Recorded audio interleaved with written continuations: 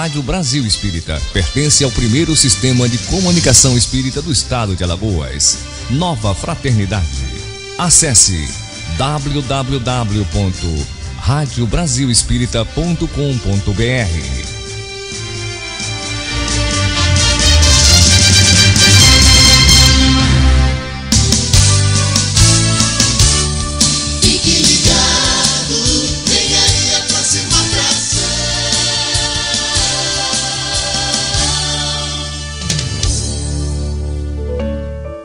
A partir de agora, na Rádio Brasil Espírita, Conversa Fraterna.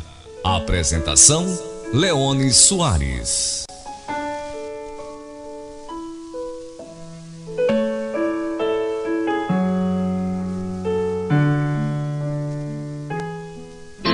Leone Soares.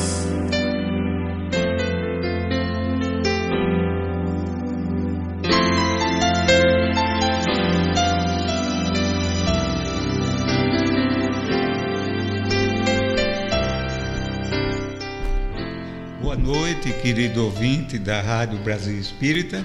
Estamos iniciando o nosso programa Conversa Fraterna de hoje, sempre com muita alegria e com muita vontade de aprender e de passar também adiante um pouco da nossa experiência, já que todos nós somos alunos, todos nós sem exceção, somos alunos. E temos também um pouquinho a transmitir ao outro, não é? Então, é com esse propósito que a gente está aqui, de juntos aprendermos. E é importante a sua participação, primeiramente, através das suas vibrações positivas, para que o programa flua de uma forma a mais satisfatória possível, né? Os nossos objetivos sejam colimados, e também com as suas perguntas, as suas proposições, os seus questionamentos, alguma dúvida, alguma discordância no que a gente venha a comentar aqui, a falar. Então isso é muito enriquecedor, não é, para todos nós, inclusive para os outros queridos ouvintes nossos também. Os meios de comunicação você já conhece, se comunicar com a rádio. Quem tem o aplicativo da Rádio Brasil Espírita, você pode falar diretamente pelo Zap, né? E pode utilizar a ligação, não é? Pode, inclusive a gente está iniciando hoje com essa nova possibilidade de você entrar, fazer a sua participação ao vivo, não é? Falando, e a gente vai ter a alegria de ouvir aqui a sua voz. Isso através do Zap, não é? Além disso, através das outras redes que você já conhece, do Face, do Instagram também, e do portal da rádio, né? Também é possível você participar.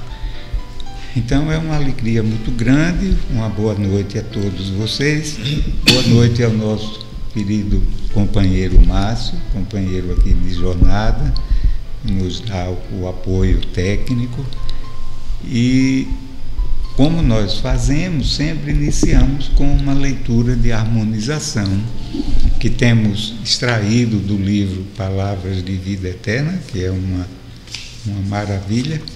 E a de hoje, o título é Filho e Censor, da mensagem 98, como dissemos, do livro Palavras de Vida Eterna, autoria de Emmanuel, e a psicografia do nosso querido Chico Xavier, que fez agora o último dia 30, quantos anos de desencarnado? Parece-me que 2002, não é? 17 anos, já que retornou à pátria espiritual, muito embora ele em especial nunca se desligou. A gente se desliga um pouco aqui, né? Mas ele tinha um pé aqui e o outro lá. Tal as suas antenas espirituais, né?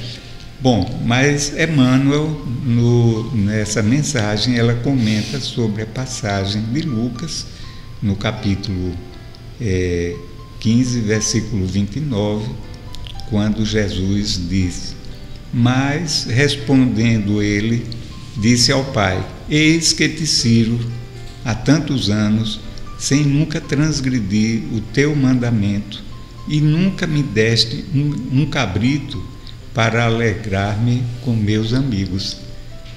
Então vamos ver como Emmanuel interpreta esta passagem aqui do Evangelho. Na parábola do filho pródigo, não encontramos somente o irmão que volta experiente e arrependido ao convívio do lar. Nele surge também o irmão correto, mas egoísta, remoendo censura e reclamação. Ele observa a alegria paternal abraçando o irmão recuperado. Entretanto, reprova e confronta. Procede como quem lastima o dever cumprido, age à afeição de um homem que desestima a própria nobreza. É fiel aos serviços do pai, contudo, critica-lhe os gestos, trabalha com ele, no entanto, anseia escravizá-lo aos próprios caprichos. Atende-lhe aos interesses, vigiando-lhe o pão e a prata. Guarda a lealdade, mergulhando-se na ideia de evidência e de herança. Se o coração paterno demonstra grandeza de sentimento, explode em ciúme e queixa. Se perdoa e auxilia, interpõe o merecimento de que se julga detentor, tentando limitar-lhe a bondade. Perde-se num misto de crueldade e carinho, sombra e luz. É justo e injusto, terno e agressivo, companheiro e censor. Deseja o pai somente para si, e a fazenda e o direito, o equilíbrio e a tranquilidade somente para si. No caminho da fé, analisa igualmente a sua atitude. Se te sentes ligado à esfera superior por teus atos e diretrizes, palavras e pensamentos, não te encarceres na vaidade de ser bom.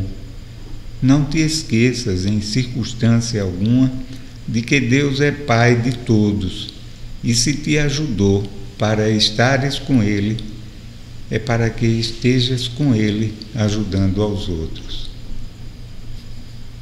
Maravilha, não é uma maravilha? Como me encantam essas mensagens. O Emmanuel extrai dessas interpretações muito ouro, muito tesouro, não é? Que eu, na minha condição de leigo, não é? Leio e não consigo enxergar o que o Emmanuel enxerga e transmite para nós com tanta clareza e com tanta sabedoria. Então, o Emmanuel lembra a situação aqui dessa passagem da parábola do filho pródigo. Ele se refere ao moço que ficou em casa com o pai e não se ausentou, né? Porque normalmente as nossas atenções ao ler a parábola ficam voltadas para o filho pródigo, até pela sugestão do título da parábola, né? Mas Emmanuel aqui, ele se reporta ao filho que não partiu, que ficou com o pai, e mostra a atitude dúbia dele, momentos que demonstra, digamos, carinho, justiça, né? Zelo, trabalho, Em outros momentos é tomado pelo ciúme, pela inveja, digamos assim, pela pequenez, né? Pela falta de nobreza. E Emmanuel nos lembra que também nós, na vida, devemos estar atentos a essas condições de atitudes. Ele lembra o quanto a gente recebeu do Pai, né? Todos nós, igualmente, nós recebemos de forma justa, igualmente. Quem recebe mais é porque colheu mais, mas é quem plantou mais, mas é justo, é igualmente justo para quem recebeu um pouco menos, né? Senão não haveria amor, não haveria justiça. Mas a medida e o peso utilizados pela justiça amorosa de Deus são os mesmos para todos nós. Então ele nos lembra aqui do zelo que a gente deve ter e repartir e compartilhar tudo isso que a gente recebe, que são dádivas divinas, que não são para nosso uso exclusivo e nem para sermos detentores de riquezas que não circulam, tanto a riqueza material quanto a riqueza do ponto de vista espiritual, do saber, da bondade, do amor. Tudo isso tem que circular, não é? Para que todos se beneficiem. Porque qualquer objeto é como a água, não é? Parada, estagnada, ela fica contaminada.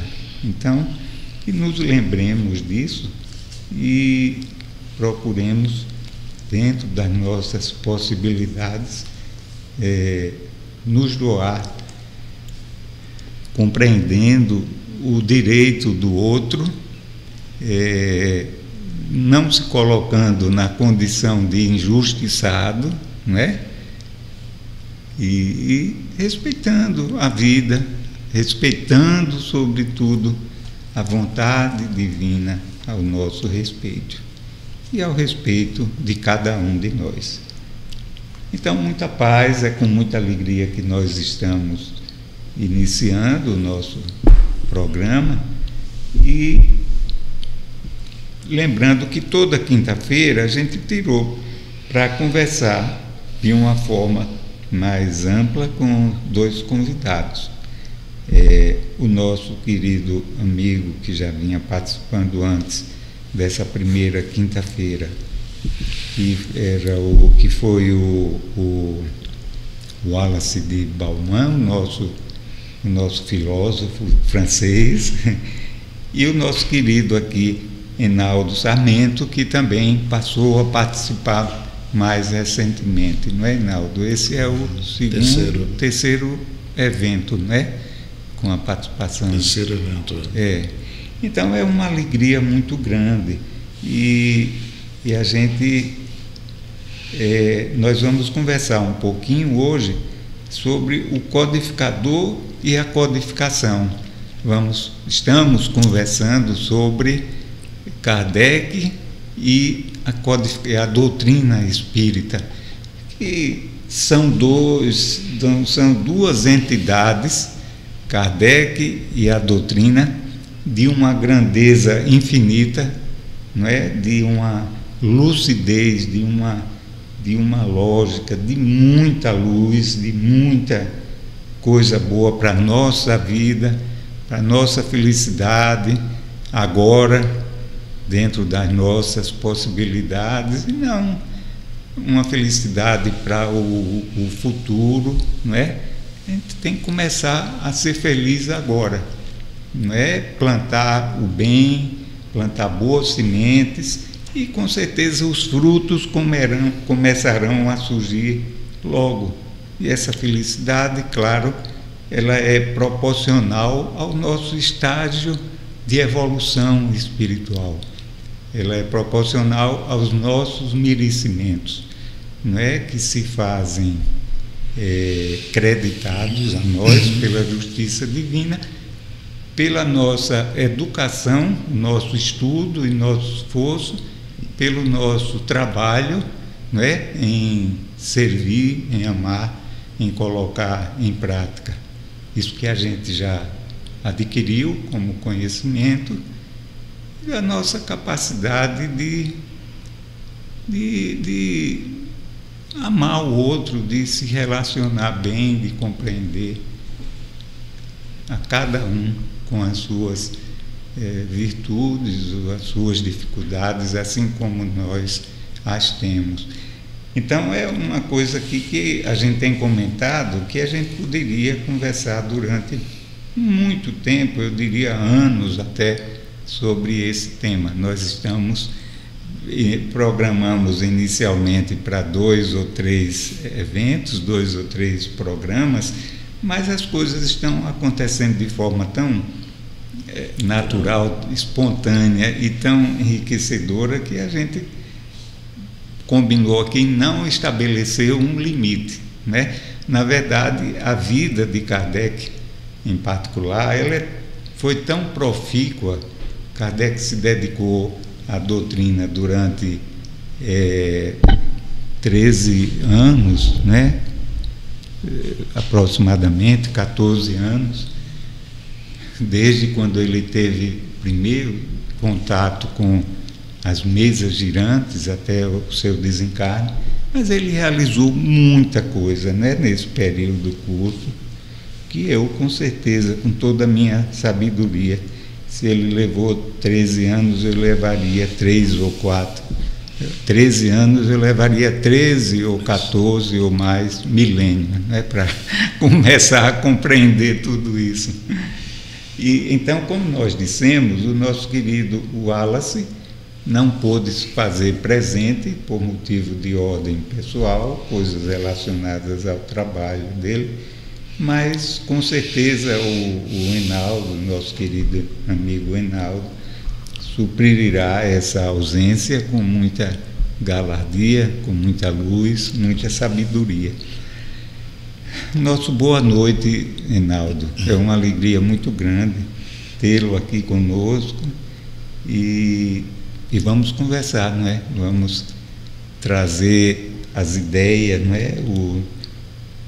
Sobre esse grande trabalhador da seara espírita, esse grande servidor da causa de Jesus, não é?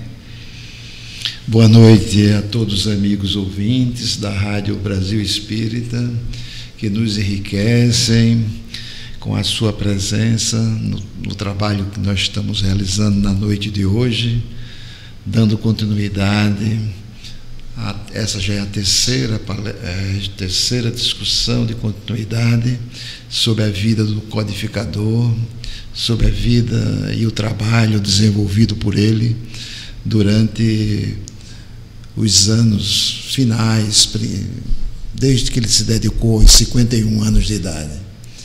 Realmente, boa noite, Leones, também, companheiro de jornada, companheiro espiritual, que nos enriquece sempre com a sua jornada de sabedoria, nos esclarecendo. Boa noite ao companheiro Márcio, companheiro de lutas diversas, é um ser iluminado que mora no coração da gente. Boa noite a todos. Realmente, como o irmão Leones colocou, é de um prazer imenso falar sobre uma figura, um ser, um ente tão notável que nos deixou um legado que mudou o panorama de pensamento, quer seja do aspecto filosófico, científico, moral, sobre a maneira que nós vemos a vida. É um trabalho imaginável a nível de se definir o seu valor. Acredito, pessoalmente, que o mérito desse trabalho cada vez mais é reconhecido pela humanidade à medida que o tempo passa. Não tenha dúvidas, quando Kardec começou tudo, que já estava com a idade de 51 anos, ele já estava na madureza da vida dele. Ressaltamos que isso aconteceu em 1856, quando, naquela época, o normal era viver um tempo de vida que variava de 60 a 65 no máximo. Então, é um trabalho, digamos assim, dos últimos 10, 12 anos da vida dele. Um trabalho imenso.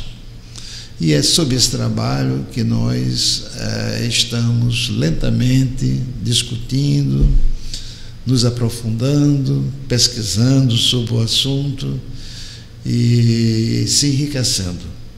À medida que nós estamos aqui, nós não apenas trazemos, mas recebemos demais. Então é nesse espírito que nós estamos começando esse trabalho da noite de hoje.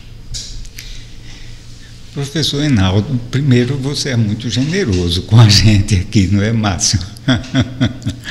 A sua generosidade comprova a grandeza do seu coração, viu? Nós gostaríamos de lembrar que a doutrina espírita, ela não é exclusiva para os espíritos. Isso sempre me vem à mente, não é? Na medida em que a gente vai estudando a doutrina, vai compreendendo, vai vendo a sua extensão e a sua profundidade, a gente observa que ela tem um propósito de atender às demandas espirituais de toda a humanidade, já que ela nos liberta da nossa escravidão pessoal mesmo, não é?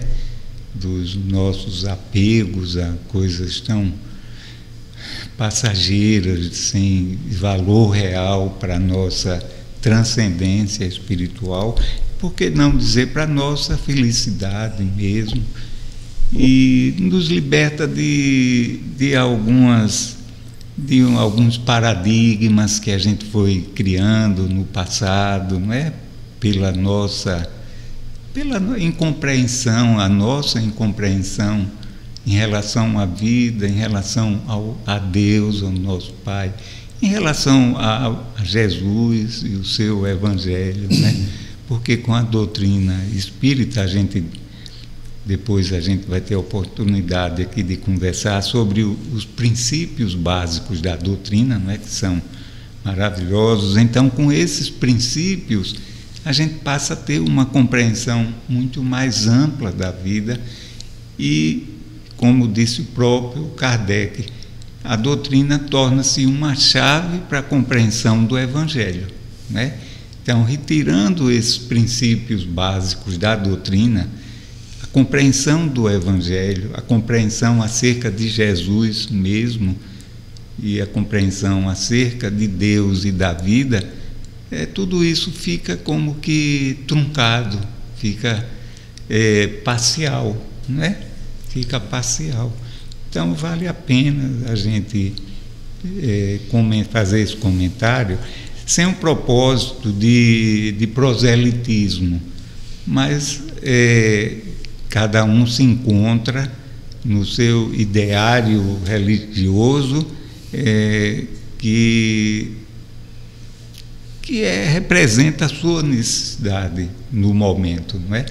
Mas a gente entende que todas as religiões irão caminhar não para se tornarem espíritas, não é isso, mas para passarem a viver e a contemplar e a perceber toda essa verdade que a doutrina espírita traz para nós, né? E nos faz pensar, refletir e passa a ver mesmo a vida sob um outro olhar. Então é uma maravilha, não é? Mas nós ficamos na semana passada, na nosso último encontro, mês passado, nós ficamos na altura ali do... Kardec já tinha lançado o Livro dos Espíritos. Fazendo os primeiros contatos, né? Principalmente a maneira dele ver, porque muitos participaram de reuniões onde se apresentava os aspectos mediúnicos com efeito apenas da curiosidade. Possivelmente, no início, ele foi também parte desse processo que existe dentro de nós, mas havia nele uma semente a ser despertada pela própria formação que ele teve, não só a formação que ele teve espiritual, a bagagem que ele trouxe, que estava dormitando em seu ser espiritual, mas também pela formação que ele teve no lar, pela formação muito adequada que ele teve na sua mocidade, na sua juventude, e que desenvolveu como cidadão, como professor, pertencente também a várias academias, escreveu livros, era um cientista, era um filósofo, era um educador. Ele tinha qualidades, naquela época, nós seres humanos, nós éramos mais ecléticos. O saber era um saber erudito. Hoje o saber é um saber muito personalizado, é um saber que fica restrito a uma área. Mas na idade que eu estou, eu me lembro aqui mesmo, na nossa terra, de vários amigos que conheciam de várias coisas ao mesmo tempo. É importante que essa formação que ele tinha, quando do início, quando ele foi convidado para a sua primeira reunião, mas ao participar, ele viu algo mais. Ele começou a constatar que havia uma diferenciação. E essa diferenciação se apresentava que existia uma inteligência por trás. Então ele buscou a resposta a esse ato inteligente por trás de fenômenos que aparentemente eram vistos sob o aspecto de curiosidade. E buscando cada vez mais entender o que se passava, ele foi caminhando pela sua jornada digno de um pesquisador, que significa entrar por um caminho sem saber naquela estrada aonde vai chegar, guiado pelo coração, guiado pelo seu senso espiritual e guiado sem saber, possivelmente, pela espiritualidade superior, pelo papel que ele tinha a desenvolver. Ele se interessou cada vez mais e chegou à conclusão que ele teria que mergulhar profundamente. Mas isso solicitava dele uma grande decisão, porque isso levaria ele a mudar totalmente a sua vida. Você imagine um ser já com 51 anos de idade, casado, dando aulas no colégio, com compromisso como todos nós temos, e de repente se vê diante de uma decisão que ele sabia que não era um caminho curto, era um caminho não apenas aparentemente longo, mas também um caminho cheio de descobertas a fazer. Cada reunião, a partir daí que ele participou, surgiu coisas novas, informações novas. E ele passou muito tempo no que diz respeito ao número de coletas espirituais que ele fez ao conversar e ouvir todos aqueles que se dispuseram na época a fazer o intercâmbio entre o mundo físico e o mundo espiritual, ao qual ele deu o nome de médiuns. O médium é aquele que faz o intercâmbio. Mediunidade, em uma única palavra, simplesmente significa intercâmbio. E os médiuns ostensivos, aqueles que apresentam a sua mediunidade, porque todos nós somos médiuns, todos nós sofremos influências de pensamento a todo momento, mas existem aqueles que têm a mediunidade ostensiva, que pode, com certa facilidade, dependendo do seu tipo de mediunidade, entrar em contato com o mundo espiritual e, guiado por forças do bem, obter informações que na época eram desconhecidas. E você imagine quem está desbravando um trabalho como esse, um trabalho que não se conhecia nada do lado espiritual, e a cada dia surgiam novas informações. Informações estas nunca vistas antes, informações desconhecidas, que não apenas precisavam ser coletadas, mas precisavam ter por trás um fundo de veracidade, algo que desse uma comprovação, algo que desse um teor de que aquelas afirmativas eram afirmativas corretas. E isso levou esse homem incansável a fazer perguntas, as mesmas perguntas, a diferentes médiuns, não apenas da França, mas também de vários outros locais do mundo, comparando sempre as respostas diferentes que eram obtidas para obter um pensamento único para cada pergunta que era feita. Isso é um trabalho monstruoso. Eu não consigo nem imaginar esse trabalho de um ano. O Reinaldo, não se trata, quando nós nos referimos a Kardec, não se trata de uma idolatria, não é? Nós espíritas não enxergamos, não temos ídolos, não é? O nosso ídolo, o nosso mestre, o nosso guia espiritual é Jesus. Todos os demais companheiros nossos, de todas as searas, e independente da posição em que ele se encontre e da imagem que a gente possa formar a respeito de cada um, são companheiros como nós, não é? Trabalhadores, alguns com mais méritos, outros com menos, mas mais ou menos nivelados, não é?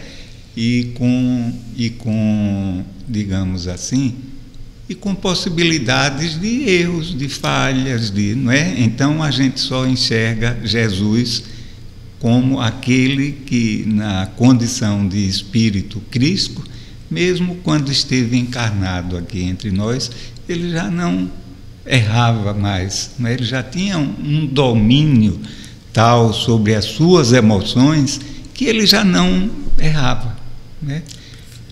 Isso aliado ao seu saber, à sua evolução espiritual. E então, o que nós queremos dizer é que Kardec, ele se ressaltou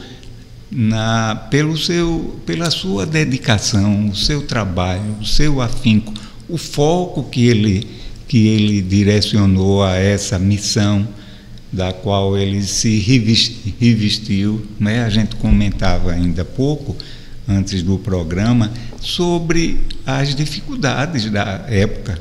Hoje a gente tem todos esses meios de comunicação que facilitam muito a nossa vida, né? Mas à época não havia nem eletricidade, imaginem. Não havia nem, Reinaldo, olha que coisa, não, fazendo uma propaganda aqui, não havia nem a caneta Bic, a esferográfica, né? Era a caneta tinteiro. Eu não sei se quem é mais jovem talvez nem saiba do que se trata, mas era uma pena, você pegava a pena, mergulhava ali na tinta e escrevia, quando tinta secava... Parker, hein? Era tinta Parker, eu me lembro. Não, tinta Parker é uma invenção mais nova, né? Em 1850, eu acho que nem existia essa marca, né? Você fala da época dele. Da época dele, não é? Claro, claro. Então, a gente imagina a dificuldade, né? De se comunicar, de de receber as respostas que ele... Né? Então, esse conjunto de situações é que, no meu entendimento, representam uma dificuldade muito grande e a nobreza de espírito de Kardec. Um esforço hercúleo, um foco, porque não foram apenas essas as dificuldades, foram muitas outras, do ponto de vista econômico, né, da própria sobrevivência, do ponto de vista das perseguições, que isso a gente não valoriza muito. Eu, pessoalmente, não dou muito espaço para esse tipo de situação, as perseguições que ocorrem e tal, não passa assim na minha cabeça. Eu entendo como um fato natural do nosso estágio evolutivo, né? Mas uma outra coisa importante em relação a esse contexto. Hoje a gente fala em tudo isso, pegando tudo prontinho, tudo organizado, tudo maravilhosamente exposto para nós, mas não foi assim que Kardec começou, né? O saber já existia, a doutrina espírita não cria nada, ela apenas organiza, né? Dá método às coisas, dá clareza, organiza. Então, esse trabalho foi de Kardec, de organizar as coisas, assistido pelos espíritos superiores, né? Mas a parte humana daqui, o que compete a nós, foi ele quem desenvolveu, né? Então, isso para mim é de uma grandeza muito grande, né? Um exemplo para nós de renúncia à própria vida, de uma... Eu não gosto de usar muito a palavra fé, porque ela está tão corrompida, não é? Mas de um saber, de uma convicção no amor divino, na justiça divina, na continuidade da vida, não é? Tudo isso eu acho que foram coisas que deram muita sustentação a Kardec nesse seu trabalho, não é? E a espiritualidade, no início dos trabalhos, antes da aceitação dele definitiva, a espiritualidade tinha ideia do que vinha. Ele não tinha ideia, mas a espiritualidade tinha ideia da grandeza a nível da sua colocação, de um trabalho hercúleo pela frente, para um homem que trabalhou praticamente no que diz respeito a selecionar, a coletar sozinho. Foi um trabalho muito individual do ponto de vista de trabalho dele. É claro que ele teve por trás toda a espiritualidade. Eu me lembro, eu trouxe até aqui uma mensagem que dizia assim: quanto a ti, Kardec, que na época era rival, a tua missão aí está. És o obreiro que reconstruirá o que foi demolido.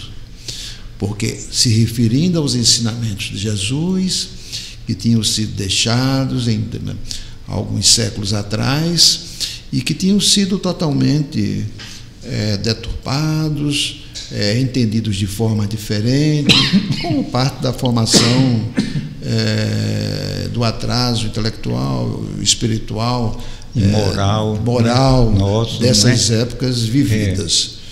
E então ele é alertado: não esqueças que podes triunfar, como também podes falir. Nesse último caso, outro te substituirá, porque os desígnios de Deus não assentam na cabeça de um homem. Isso era uma colocação espiritual de determinismo, que ele era o escolhido para exercer essa função, mas caso ele falhasse... E outra coisa, ele não era obrigado, né? Não era obrigado. O livre-arbítrio faculta a gente, isso, e o próprio espírito da verdade faz referência a isso, né? E então, quando ele ouve esse alerta, ele pergunta: que razões me fariam fracassar? E a espiritualidade responde: a missão dos reformadores é repleta de obstáculos e perigos. Previno-te que a tua luta é rude, pois se trata de abalar e transformar o mundo inteiro. Abalar e transformar. Ódios terríveis serão assolados contra ti. Implacáveis inimigos tramarão sua queda durante a jornada. Por mais de uma vez sucumbirás ao peso da fadiga. Tens o teu livre-arbítrio. E aí ele responde com 3 palavras a tudo isso. Refletiu e disse: aceito sem restrição. Não foi aceito apenas, aceito sem restrição a tudo que está colocado acima. Quem assistiu recentemente o filme da vida dele, tem uma parte que mostra o quanto ele está fatigado no final da obra. Quer dizer, a fadiga tomando conta dele. É nesse sentido, quer dizer, do trabalho, não que a gente idolatre, né? Mas a gente admira por esse trabalho hercúleo, um trabalho gigantesco, num tempo tão curto, e com tantas informações, como a gente veremos durante a nossa discussão sobre a vida dele, sobre todo o trabalho desenvolvido. E esse foi o ponto fundamental. A partir daí, quando ele aceita sem restrição, começa a fase de coleta. Então ele passa cada vez mais a coletar. Mas coletar é uma coisa. Mas você, após a coleta de tudo que você tem em mãos, você vai atingindo um volume de anotações imprescindível em tamanho. E esse volume tem que ser analisado, os textos, e esses textos, à medida que eram analisados, separados, classificados, ganhavam não apenas força, mas ganhavam também consistência, que era o mais importante. A consistência vinha de respostas iguais para a mesma pergunta que era feita. E precisávamos disso, consistência e força. Foi isso que Kardec chamou de a universalidade dos ensinos dos Espíritos. Exatamente. Quer dizer, que tudo isso não vinha de uma única fonte, não é? Ele mandava essas perguntas para diversos médiuns em cidades variadas da França e até de outros países no exterior. A Bélgica teve um papel importante, porque o idioma da Bélgica é o francês e é próximo ali à França, né? Então teve um papel importante também. E nessa época não havia, é bom que a gente esclareça, não havia o espiritismo, mas haviam reuniões, dessas reuniões que às vezes realizam em casa, não é? E foi daí que Kardec conseguiu. Ele enviava a pergunta sem que o médium soubesse do propósito. O médium formulava lá, ou alguém formulava a pergunta aos espíritos que participavam dessas reuniões caseiras e eram devolvidos, as respostas eram devolvidas a ele, e ele então fazia isso que você mencionou. E com um aspecto muito interessante, é que às vezes se pensa que as respostas serem diferentes, em alguns casos, enfraquecia a doutrina. Ao contrário, as respostas diferentes trouxeram um ensinamento profundo a Kardec, Porque quando ele fazia as mesmas perguntas a espíritos diferentes, quando ele checava e rechecava, o levaram a entender que os espíritos eram de todos os níveis. As respostas eram diferentes porque existiam espíritos mais atrasados, mais adiantados, e esse foi um trabalho sublime, porque ele teve que separar, e vendo que os espíritos, não é o assunto de hoje, se classificavam em níveis, né? E ele foi catalogando também, para o seu próximo livro, como nós veremos mais na frente, fazendo uma classificação do patamar espiritual que os nossos irmãos do mundo invisível pertenciam. E isso já foi parte das informações que ele estava recebendo a nível de aprendizado e a nível de constatação. E selecionava aquelas cujas respostas batiam e que eram as mais aprimoradas. E tudo isso submetido, o Kardec era muito inteligente, muito culto, não é? Ele veio preparado para essa missão, tudo isso submetido ao crivo da razão, submetido ao Evangelho de Jesus, ao conhecimento existente na época, o conhecimento científico. Isso não foi acolhido assim de uma forma graciosa, não. Não, até porque a gente lembra que nessa época nunca o materialismo foi tão forte. E o berço do materialismo, devido à Revolução Francesa, era extremamente forte. O seu berço era na França. Vivia-se uma época em que a luz estava muito apagada. As trevas dominavam. Os níveis de comportamento humano desciam a aspectos degradantes. Quando nós olhamos para trás, nós vemos aquela época em particular, o número de suicídios que acontecia ali no Rio Sena, nas margens do Rio Sena. As pontes eram pontes de pessoas se jogarem. Então a França vivia uma época de sangue, uma época que antecedeu, quer dizer, Napoleão I, uma época que estávamos vivendo o Império ali praticamente, quer dizer, é uma época muito materialista. E essas colocações espirituais iam ser jogadas como uma luz, não é? Que começa a iluminar. Evidentemente que se poderia imaginar que teria reações das mais diversas, como nós veremos um pouquinho mais na frente. Os tipos de reações que surgiram após o conhecimento, após o lançamento do primeiro livro. Mas isso era esperado. Por isso que a espiritualidade alertava da dificuldade do trabalho a ser desenvolvido. Porque estávamos apenas, e estamos apenas falando, nesse início que antecede ao lançamento do primeiro livro, cujas reações advirão após esse lançamento.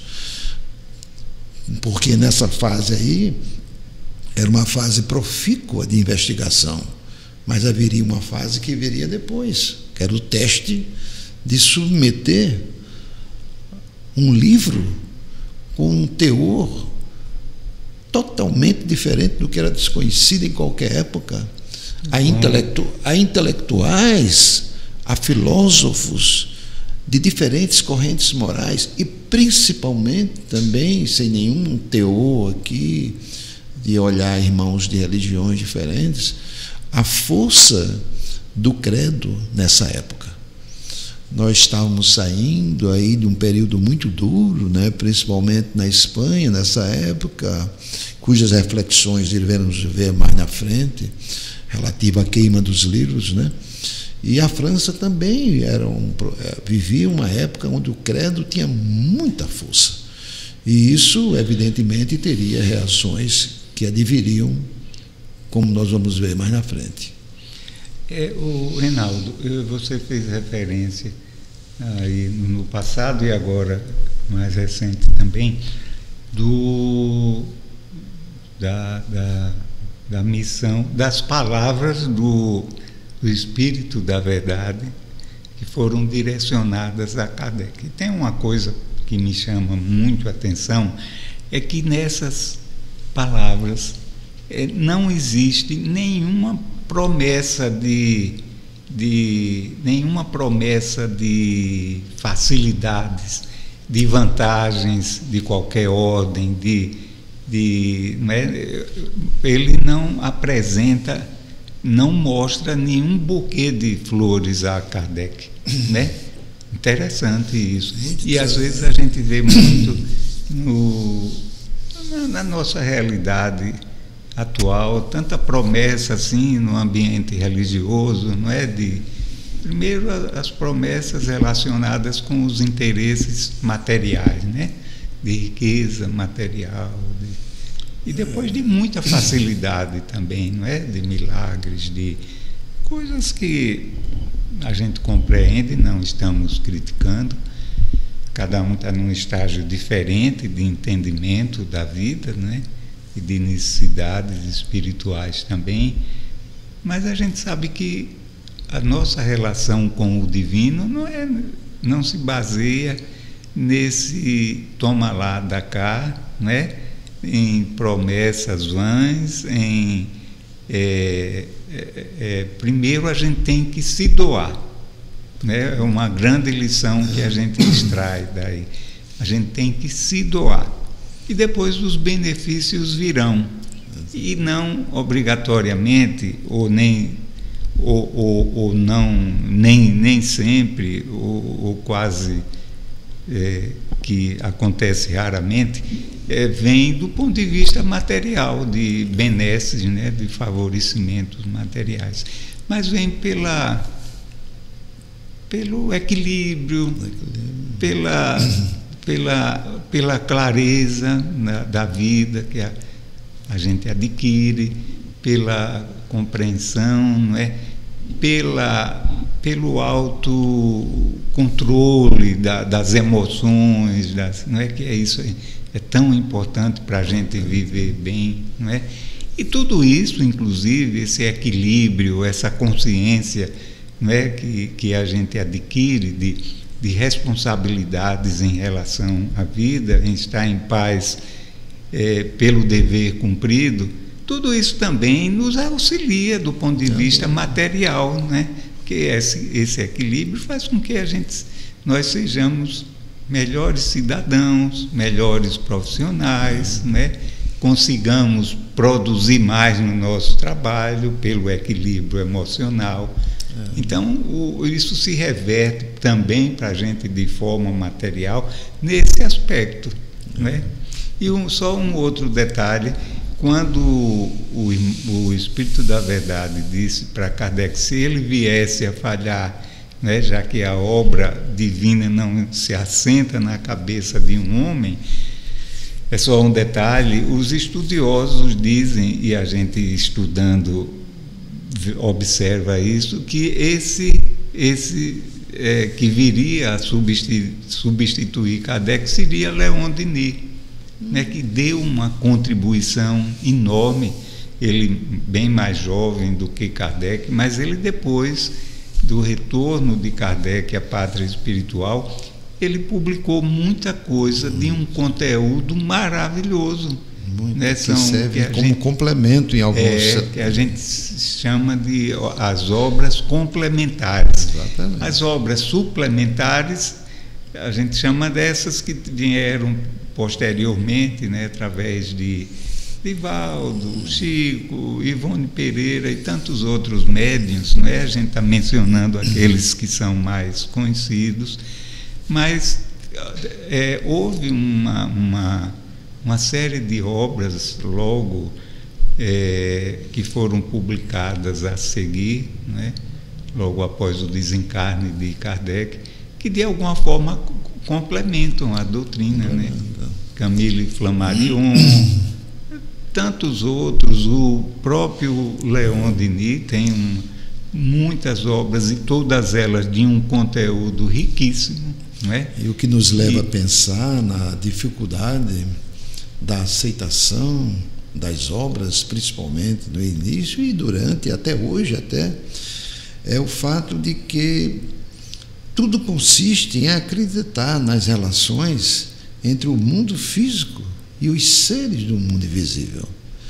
Quer dizer, isso é uma mudança de paradigma não sem igual. Primeiro você crê, porque para aceitar você tem que crer nisso, que existe um mundo espiritual. Até pelas provas, não é? Pelos fatos, não é? Não é? E segundo, que nós podemos nos comunicar com esse mundo espiritual. E que terceiro, a obra é baseada nisso. Então, eu me lembro de uma frase que Kardec recebeu, que disse assim para ele: sua vida está prestes a mudar quando da publicação do Livro dos Espíritos. Então ele também foi alertado nesse espírito, né? Porque uma coisa é alertar sobre o trabalho, mas a outra coisa é o quanto a vida, né, dele, no que diz respeito ao todo, seria mudada a partir, como veremos mais na frente, da publicação da primeira obra.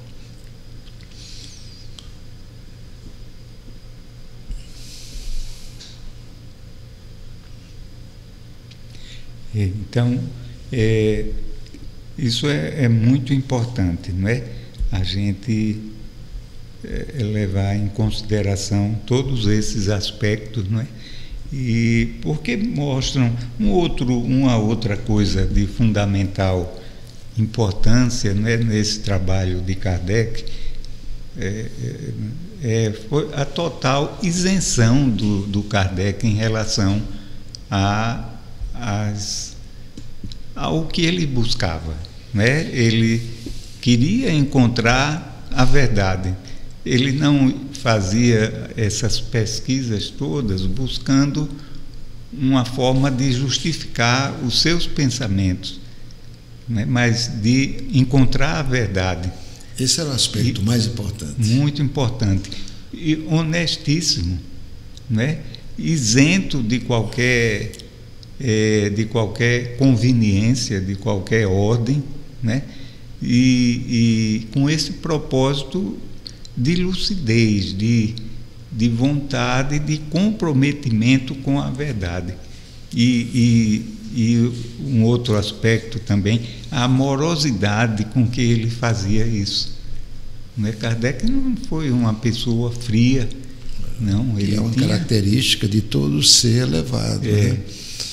Ele, não só no lar, mas na escola, com os seus alunos, ele tinha essa amorosidade, não apenas, mas também nos ambientes de publicação dos trabalhos dele, nas academias, mas era uma amorosidade que também em determinados momentos era dura, porque quando a amorosidade está baseada na crença da verdade, às vezes ela é um pouco dura, mas por trás, se existe o amor,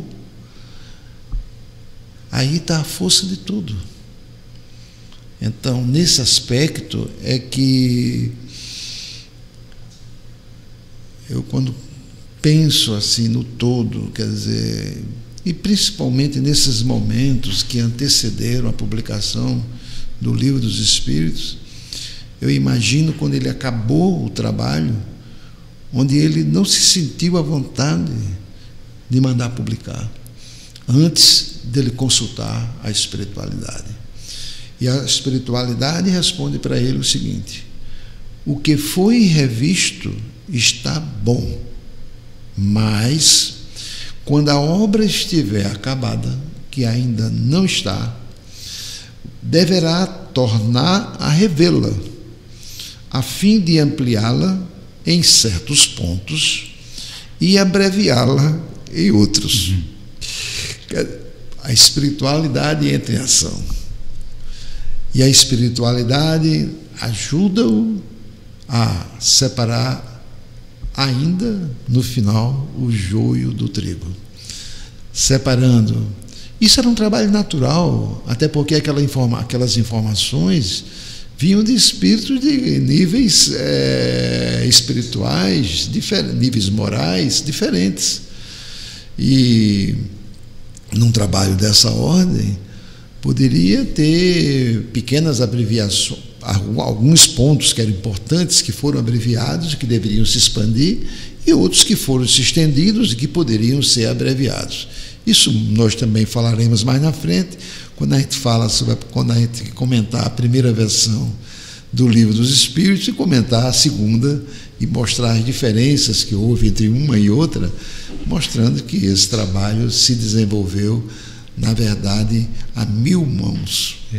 Então, quando ele ia publicar o Livro dos Espíritos, na sua primeira apresentação, na sua primeira versão, primeira edição, ele ficou em dúvida se usaria o nome dele ou não, né? Você lembra desse detalhe? Eu lembro. Na verdade, ele gostaria de não associar o nome dele, antes dessa colocação, né, ainda, a espiritualidade diz para ele, só para a gente seguir a sequência: por mais importante que seja esse primeiro trabalho, ele não é mais do que uma introdução do que virá, alertando ele que a obra não parava aí. Com muita cautela, Rivaio começou então a pensar, após a aprovação da espiritualidade, no nome e na apresentação do livro. Ele não gostaria que o seu nome fosse associado ao livro. E então ele resolve trabalhar com pseudônimo. E é muito interessante essa parte, porque entre escolha de pseudônimos diferentes, 1001 podem vir à sua mente, mas a escolha não foi ao acaso. A escolha que veio à mente dele veio com a intuição profunda, que só 9 anos depois ele revela. E então ele diz: o nome me foi revelado por Zéfiro e carregava a história de outras vidas. Teríamos juntos trabalhados como druidas nas Gálias, na época do imperador Júlio César, entre o ano 58 e 44 a.C. Naqueles tempos, Kardec se dedicava ao ensino e à filosofia da sociedade celta. Ele estava dentro dele o grande educador. Como todos nós sabemos, os celtas viviam nas florestas, cultivavam a espiritualidade superior, era aquela maneira de pensar livre, e os druidas eram reconhecidos espiritualmente como seres elevados. E ele já naquela época ele ensinava filosofia aos druidas. E a ligação dele com o espírito que vem a ele, que faz as primeiras comunicações, que é o Zéfiro, é que eles trabalhavam juntos. E então, aos 53 anos de idade, Hippolyte Léon Denisard Rivaio se torna Allan Kardec. Exatamente 2 anos após ele ter ido à primeira reunião, né? Maravilhoso. Ele não queria, porque Kardec, pela sua ligação com a pedagogia, não é, com a educação, né? Na França, ele se tornou muito conhecido, ele deu uma contribuição muito grande. E ele, ao se tornar conhecido, ele não queria usar o nome dele nas obras, primeiro que as obras realmente não eram dele, a doutrina não é de Kardec. Depois, ele usando o nome dele, poderia criar uma, digamos assim, uma certa rejeição por aqueles que não simpatizavam com ele, ou uma aceitação inquestionável por aqueles que admiravam Kardec, o conheciam e o admiravam, né? Então ele usou o pseudônimo, mas é um pseudônimo de uma reencarnação dele que foi muito importante na sua evolução. Mas claro que o nome dele não poderia ficar à parte desse processo todo, não é? Olha, nós estamos aqui, o tempo passa muito rápido. Vamos deixar o lançamento ou se der tempo a gente faz agora, não é? Claro. Do livro dos Espíritos, da primeira edição. Mas a gente agora, nessa segunda parte do nosso trabalho, a gente procura atender a algumas demandas dos nossos ouvintes. Mas antes disso, a gente queria lembrar a realização do 5º Congresso Espírita Alagoano, que se realiza agora no final dessa semana, né? Sexta noite, sábado e domingo. E você ainda pode se inscrever para participação. É muito importante isso, porque a gente vai ter excelentes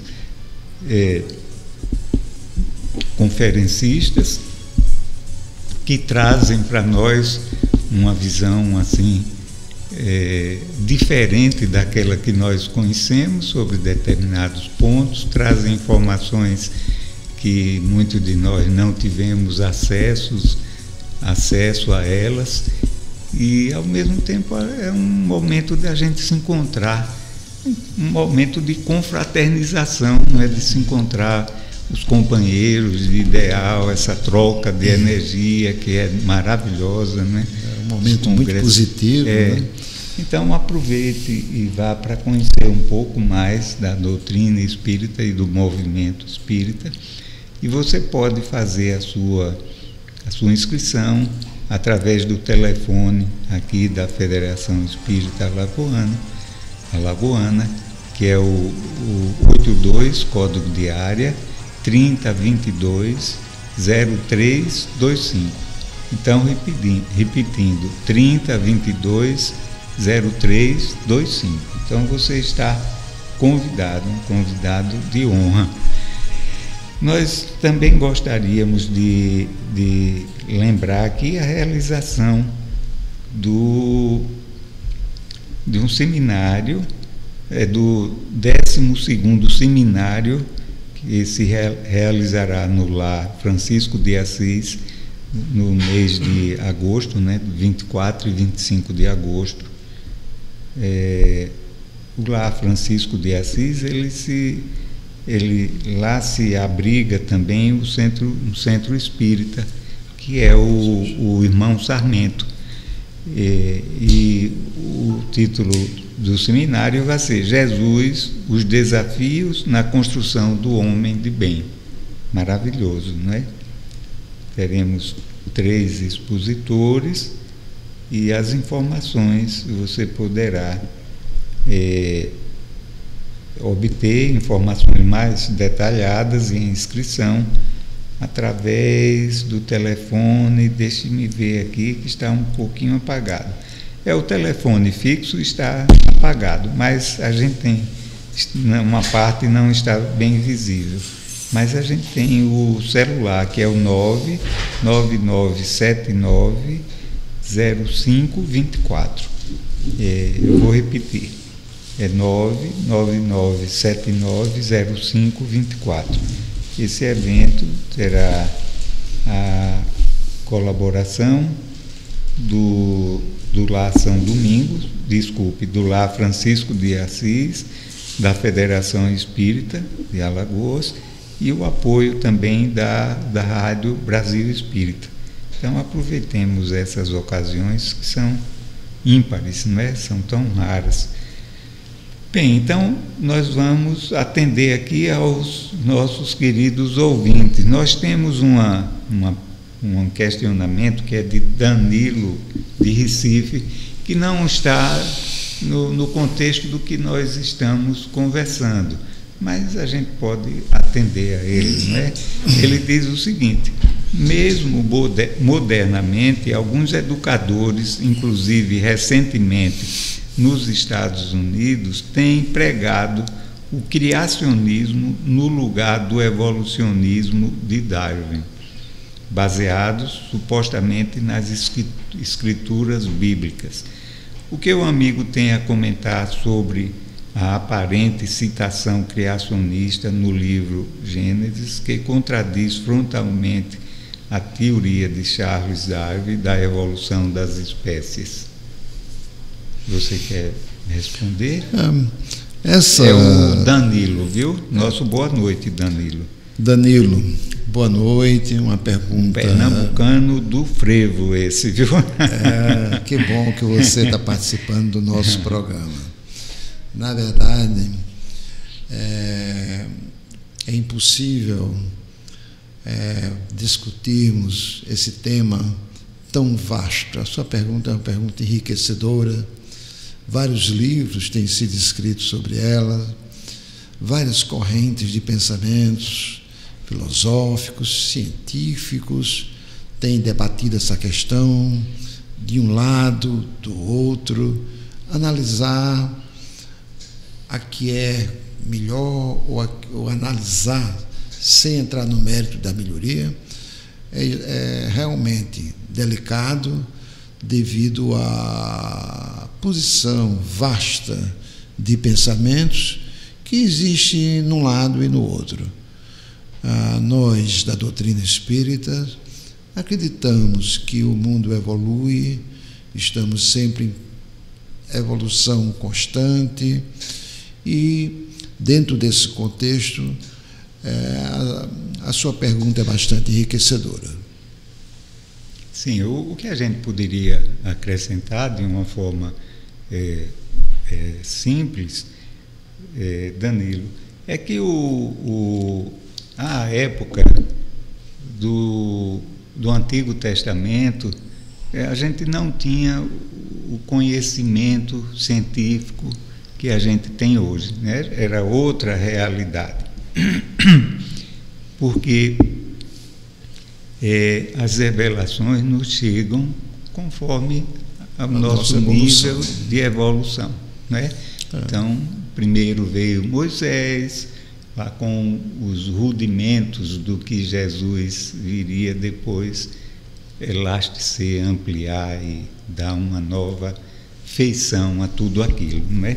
Então, por quê? Porque isso, à época de Moisés, nós não estávamos preparados para ouvir, para receber os ensinamentos de Jesus, não é verdade?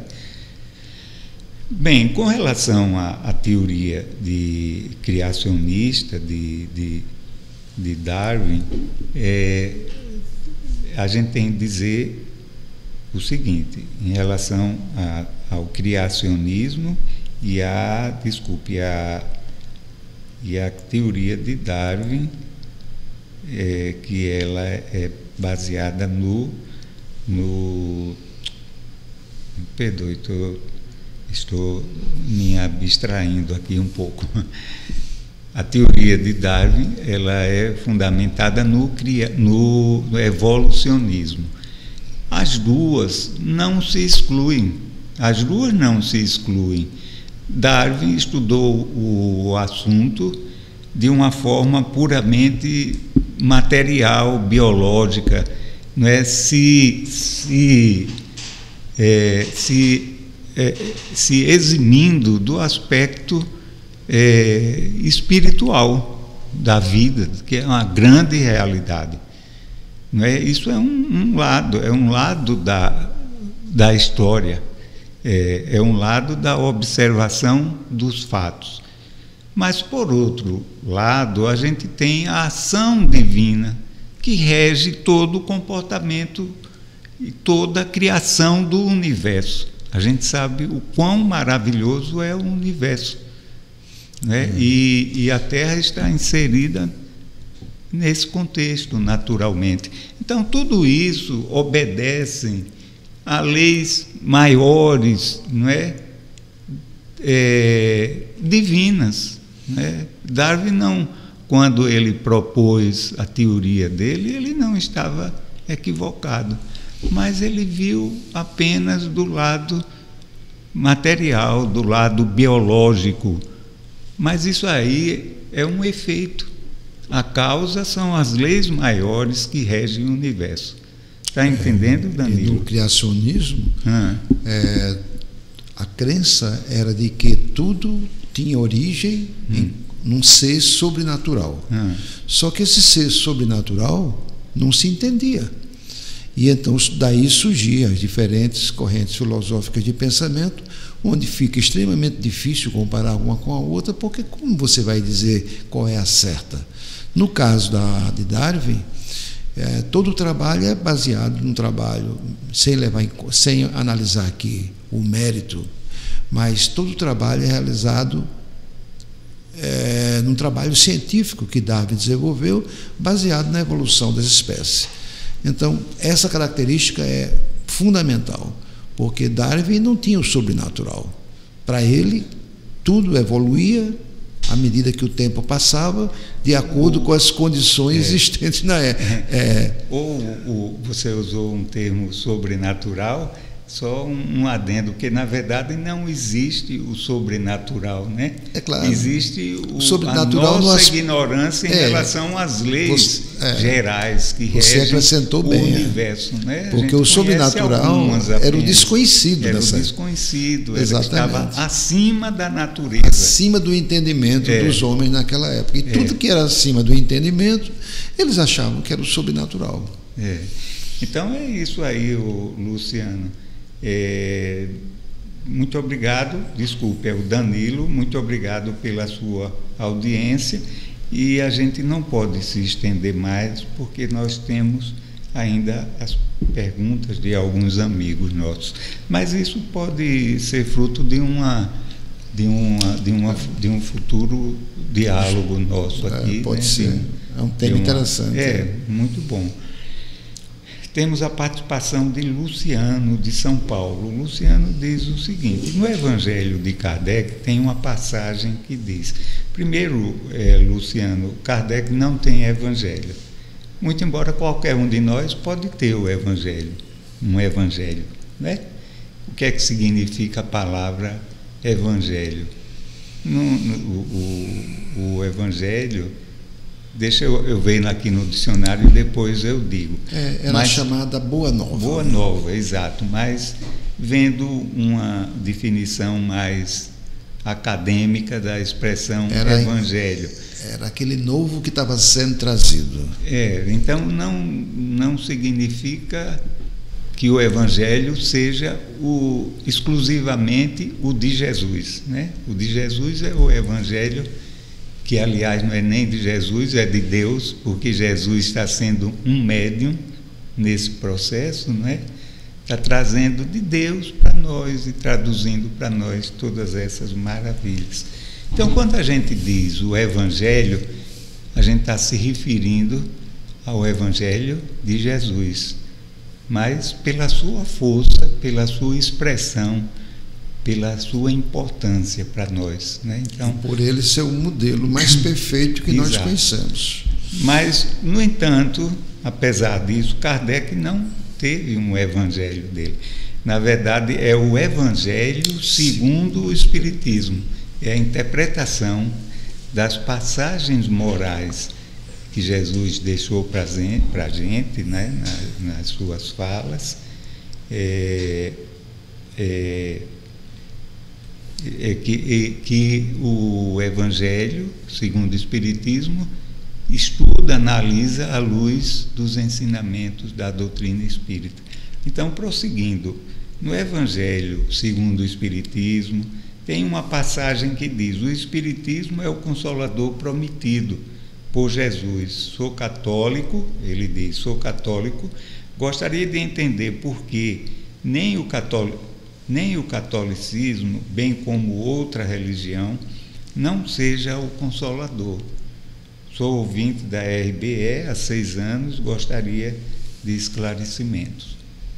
Ô, Luciano, muito obrigado pela sua participação, pela sua pergunta, não é, que é tão importante, não é? Você gostaria? Eu posso falar?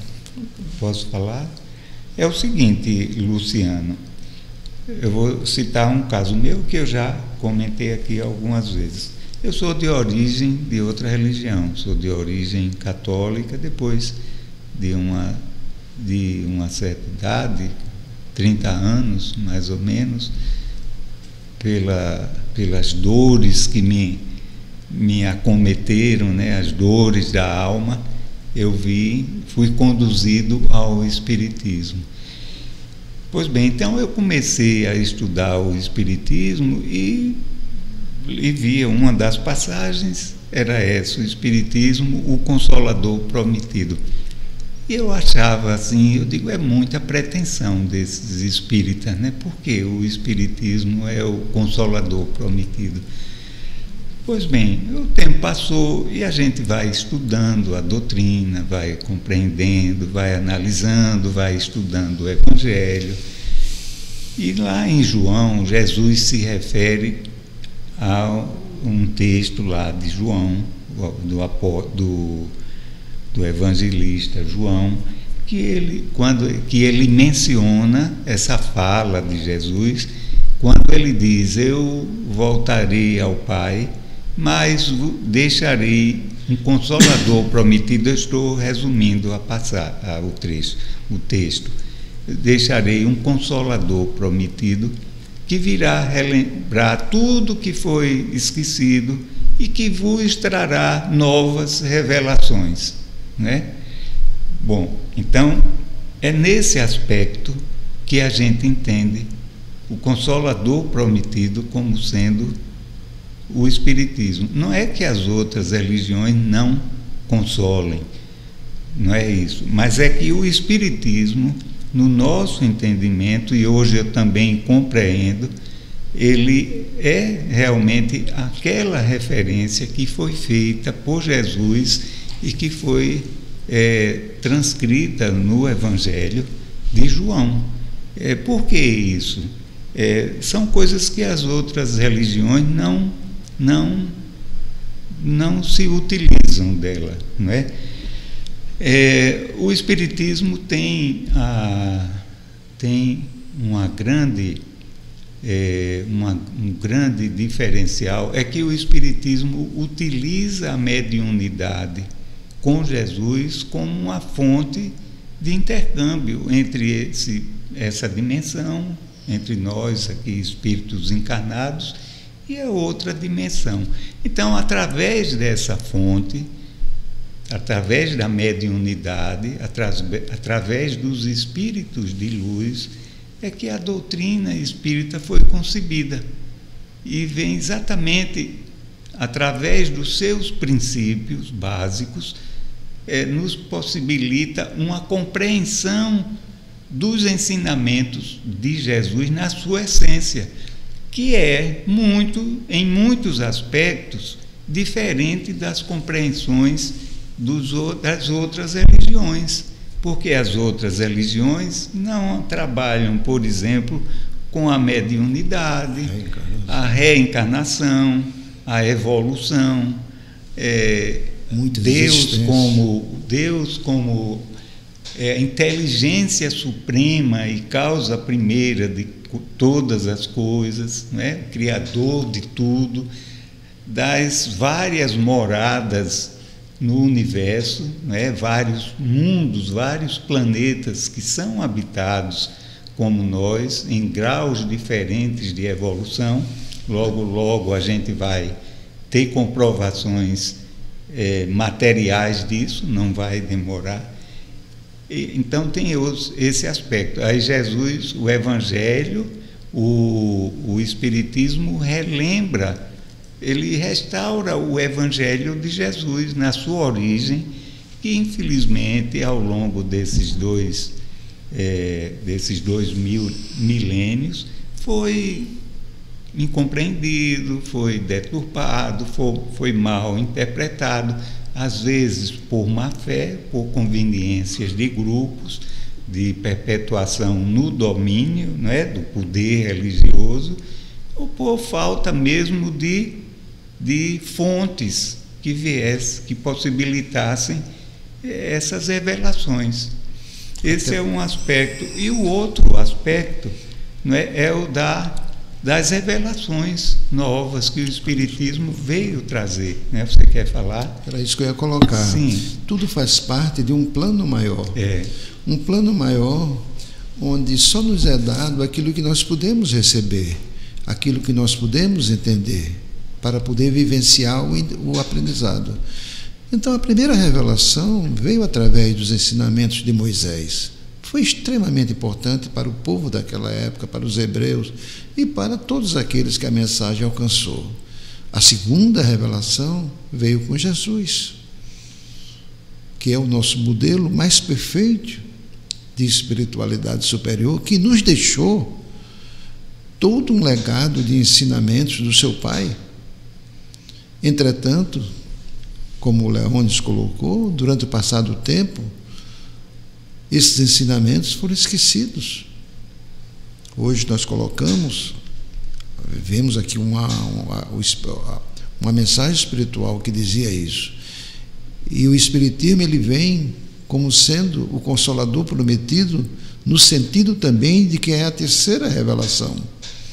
Revelação necessária para os tempos atuais e principalmente para tornar vivo os ensinamentos que foram esquecidos. Um aspecto importante que eu não mencionei na escrita, na fala de Jesus transcrita por João, no Evangelho de João, é o seguinte, é que Jesus diz ainda que esse Consolador iria ficar, ele é invisível, né? E que nós não o conhecíamos, e que ele ficaria conosco até a consumação dos séculos. Então, não se trata de alguém, um ser humano que tem vida curta, e se trata naturalmente de, como nós chamamos aqui, desse conjunto de ensinamentos que foram coordenados pelo próprio Jesus para serem revelados a nós. Então é muito importante isso. E o que dá uma característica bem distinta entre as revelações. Exato. Porque Moisés, que trouxe a primeira revelação, era um homem sujeito a todos os defeitos que todos nós temos. Jesus já foi diferente, porque era um ser de luz espiritual. O governador, o nosso Criador, é o nosso governador, que nós chamamos na doutrina espírita, espiritual do nosso planeta.